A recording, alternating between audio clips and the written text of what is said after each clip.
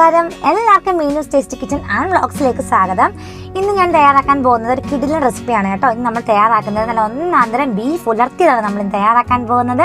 വീഡിയോയിലേക്ക് കിടക്കുന്നതിന് മുമ്പായിട്ട് ആരെങ്കിലും നമ്മുടെ ചാനൽ പുതിയതായിട്ട് കാണുന്നുണ്ടെങ്കിൽ ദയവായി സബ്സ്ക്രൈബ് ചെയ്യുക, കൂടെയുള്ള ബെല്ലൈക്കൺ കൂടെ പ്രസ് ചെയ്ത് സപ്പോർട്ട് ചെയ്യുക. അപ്പം നമുക്ക് നല്ല നാടൻ ബീഫ് ഉലർത്തിയത് എങ്ങനെയാണ് തയ്യാറാക്കുന്നത് നോക്കാം. ബീഫ് ഉലർത്തിയത് തയ്യാറാക്കാൻ വേണ്ടി ഞാനിപ്പോൾ ഇവിടെ 1/2 കിലോയിൽ കൂടുതൽ ബീഫ് എടുത്തിട്ടുണ്ട്. ചെറിയ കഷ്ണങ്ങളാക്കി കട്ട് ചെയ്ത് നന്നായിട്ട് വാഷ് ചെയ്ത് അതുപോലെ കുറച്ച് വിനാഗിരി ഉപ്പും കൂടെ പുരട്ടി നന്നായിട്ട് മിക്സ് ചെയ്ത് വെച്ചിട്ടുണ്ട്. അടുത്തായിട്ട് നമ്മളിത് മാരിനേറ്റ് ചെയ്യാനുള്ള മസാലക്കൂട്ട് നമുക്ക് തയ്യാറാക്കാം. മാരിനേറ്റ് ചെയ്യാൻ 1 ടേബിൾ സ്പൂൺ പെരിഞ്ജീരകം, കുറച്ച് കുരുമുളക് അതുപോലെ തന്നെ പട്ട. ഇത് ആദ്യം ഒന്ന് പാനായിട്ട് ചെറുതായിട്ടൊന്ന് ചൂടാക്കി എടുക്കാം നമുക്ക്.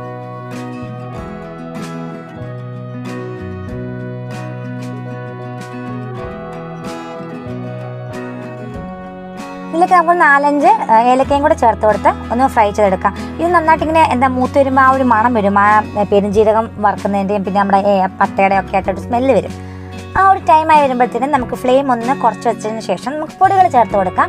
ഞാനിപ്പോൾ ഇതിലേക്ക് 3 ടേബിൾ സ്പൂൺ കാശ്മീർ ചില്ലി പൗഡറാണ് ആഡ് ചെയ്ത് കൊടുക്കുന്നത്. അതുപോലെ തന്നെ 3 ടേബിൾ സ്പൂൺ മല്ലിപ്പൊടി, സെയിം ക്വാണ്ടിറ്റിയിലാണ് മല്ലിപ്പൊടിയും മുളക് പൊടി എടുക്കുന്നത്. ഇനി നമുക്കിതിൻ്റെ ഈ പച്ചമണമൊക്കെ ഒന്ന് മാറി വരുന്നതിന് വേണ്ടി നന്നായിട്ടൊന്ന് ഇളക്കി കൊടുക്കാം.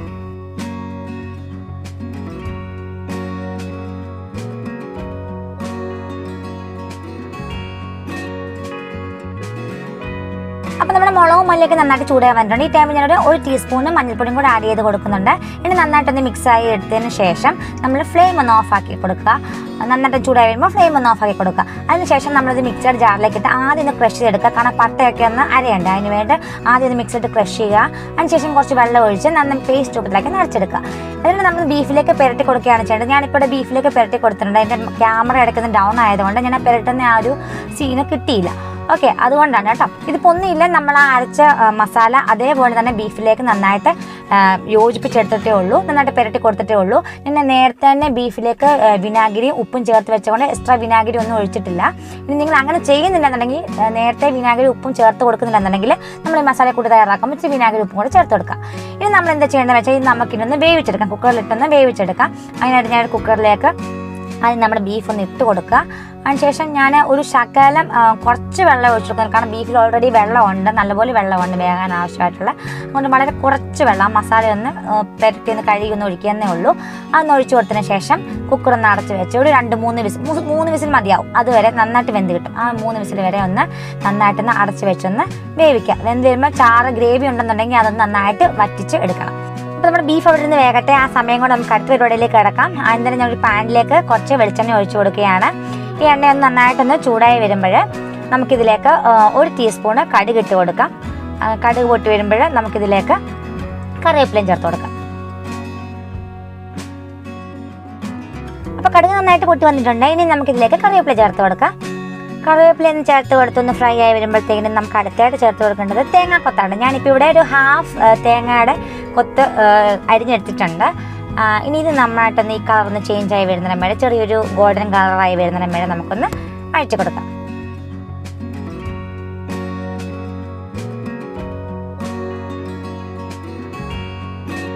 അപ്പം നമ്മുടെ തേങ്ങാക്കൊത്തൊന്ന് കളർ ചേഞ്ച് ആയി വന്നിട്ടുണ്ട്, ഒരു ഗോൾഡൻ ബ്രൗൺ ആയി വന്നിട്ടുണ്ട്. ഇനി നമുക്കിതിലേക്ക് ഇഞ്ചിയും വെളുത്തുള്ളിയും ഞാൻ ചതച്ചെടുത്തിട്ടുണ്ട്. ഒരു വലിയ കഷ്ണം ഇഞ്ചിയും അതുപോലെ ഒരു വെളുത്തുള്ളി അല്ലിയായിട്ട് എടുത്തിട്ട് അത് നമ്മൾ നന്നായിട്ട് ചതച്ചെടുത്തിട്ടുണ്ട്. അതുപോലെ തന്നെ കൊച്ചുള്ളിയാണ് കേട്ടോ. അതിന് ഏറ്റവും കൂടുതൽ ടേസ്റ്റ് വരുന്ന ഒരു സാധനമാണ് കൊച്ചുള്ളി എന്ന് പറയുന്നത്. അപ്പോൾ നമ്മൾ കൊച്ചുള്ളി ഇച്ചിരി ഏറെ എടുത്തു. അതിൻ്റെ അളവൊന്നും ഞാൻ പറഞ്ഞു, ഇപ്പോൾ 1 കപ്പിൽ കൂടുതൽ കാണും ഈ കൊച്ചുള്ളി ഞാൻ അരിഞ്ഞെടുത്തേക്കുന്നത്. അതും കൂടെ ഇട്ട് കൊടുത്ത് നമുക്ക് നന്നായിട്ടൊന്ന് വെച്ചെടുക്കാം.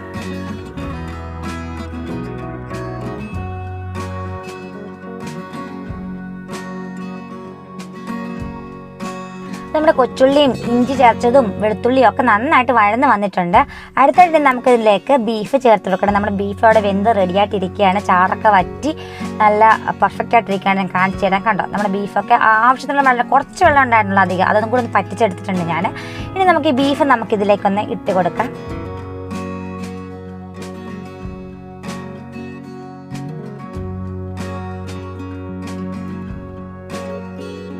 അപ്പോൾ നമ്മൾ ബീഫെല്ലാം ഇട്ട് കൊടുത്തിട്ടുണ്ട്. ഇനി നമ്മൾ എന്താ ചെയ്യേണ്ടതെന്ന് വെച്ചാൽ ഇത് നന്നായിട്ട് ഇളക്കി യോജിപ്പിക്കുക. ആ ഉള്ളിയിലേക്കൊക്കെ ആ ഉള്ളിയൊക്കെ നമ്മൾ വയറ്റിലേക്ക് നന്നായിട്ടൊന്ന് ഇളക്കി യോജിപ്പിക്കുക. അങ്ങനെ ഇളക്കി കൊടുത്തോണ്ടേ ഇരിക്കും. ഇച്ചിരി ഇളക്കുന്ന പരിപാടിയുണ്ട് ഇതിനകത്ത്. എന്നാലും കുറച്ച് നേരം ഇങ്ങനെ ഇളക്കി കൊടുക്കുക. അതിന് ശേഷം നമ്മൾ ചെയ്യാൻ പോകുന്നത് ഇതിലേക്ക് കുറച്ച് കറിവേപ്പില, നല്ലൊരു ഫ്ലേവറാണ് കേട്ടോ. ഇങ്ങനെ ഈ കറിവേപ്പില നമ്മളിങ്ങനെ ഇളക്കിയതിന് ശേഷം കറിവേപ്പില ചേർത്തൊന്ന് ഇളക്കുമ്പോൾ നല്ലൊരു മണം വരും ആ കറിവേപ്പിലയുടെ ഒക്കെ. അത് നല്ലൊരു മസാലയുടെ ആ കറിവേപ്പിലയുടെ മണമൊക്കെ ഒരു പ്രത്യേക ഒരു മണമാണ് അതിന് കേട്ടോ. അങ്ങനെ ഇങ്ങനെ കറിവേപ്പില ചേർത്ത് കൊടുക്കുന്നു. അപ്പോൾ കറിവേപ്പിലയും കൂടെ ചേർത്ത് നന്നായിട്ടൊന്ന് ഇളക്കി യോജിപ്പിക്കുക.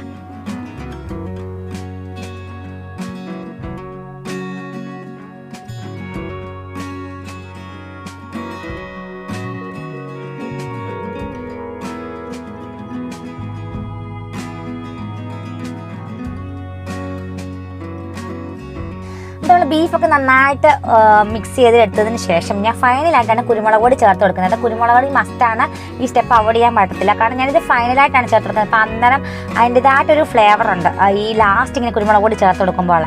അപ്പം ഞാൻ ആദ്യം മസാലക്കൂട്ട് തയ്യാറാക്കുന്നത് നിങ്ങൾ കണ്ടില്ല, കുറച്ച് കുരുമുളക് ഇട്ടിട്ടുണ്ടായിരുന്നു ആ മസാലക്കൂട്ട് തയ്യാറാക്കുമ്പോൾ. അത് കൂടാതെ ഇപ്പം ഞാൻ 1 ടേബിൾ സ്പൂൺ കുരുമുളക് പൊടിയാണ് ചേർത്ത് കൊടുത്തിരിക്കുന്നത്.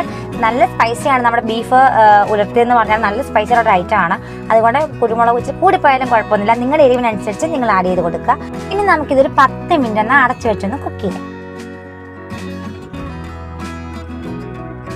അപ്പോൾ ഒരു 10 മിനിറ്റ് ആയിട്ടുണ്ട്. നമുക്കിനൊന്ന് അടപ്പൊന്ന് തുറന്നു നോക്കാം. നമ്മുടെ സ്വാദിഷ്ടമായിട്ടുള്ള ബീഫ് ഉലർത്തിയത് ഇവിടെ തയ്യാറായി കഴിഞ്ഞു.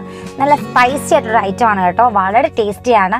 നിങ്ങൾക്ക് ഞാനിതിങ്ങനെ ഇളക്കുമ്പോൾ തന്നെ നിങ്ങൾക്ക് മനസ്സിലാക്കണം എത്രത്തോളം ടേസ്റ്റിയാണ് നമ്മുടെ ബീഫ് ഉലർത്തിയതെന്ന്.